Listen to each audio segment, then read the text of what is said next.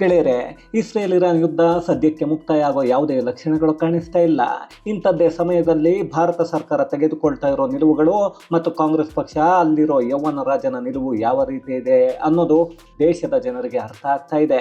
ಈಗ ನೋಡಿದ್ರೆ ಕಾಂಗ್ರೆಸ್ ಪಕ್ಷದ ಕೆಲ ನಾಯಕರು ತಮ್ಮದೇ ಪಕ್ಷದ ವಿರುದ್ಧ ತಿರುಗಿ ಬಿದ್ದು ನಮಗೆ ದೇಶ ಮೊದಲು ಅಂತಿದ್ರೆ, ರಾಹುಲ್ ಗಾಂಧಿ ಅನ್ನೋ ವಿಪಕ್ಷ ನಾಯಕ ಸುಳ್ಳುಗಳನ್ನೇ ಪದೇ ಪದೇ ಹೇಳ್ತಾ ಕೇಂದ್ರ ಸರ್ಕಾರವೇ ಸರಿ ಇಲ್ಲ ಅನ್ನೋದನ್ನ ಜನರಿಗೆ ನಂಬಿಸೋ ಪ್ರಯತ್ನವನ್ನ ಮಾಡ್ತಾ ಇದ್ದಾರೆ. ಆದರೆ ಸಾಮಾನ್ಯ ಜ್ಞಾನ ಇರೋ ಯಾವನೇ ಆದರೂ ಅದನ್ನು ಒಪ್ಪಿಕೊಳ್ಳಲ್ಲ ಅನ್ನೋದು ಎಲ್ಲರಿಗೂ ಗೊತ್ತೇ ಇದೆ. ಈಗ ಕಾಂಗ್ರೆಸ್ ಪಕ್ಷದ ಒಳಗೆ ಸಾಮಾನ್ಯ ಜ್ಞಾನ ಇರೋ ನಾಯಕರು ಇರೋದು ಪಕ್ಷಕ್ಕೆ ಬಹಳಷ್ಟು ಹಿನ್ನಡೆಯನ್ನು ತಂದಿಡ್ತಾ ಇದೆ.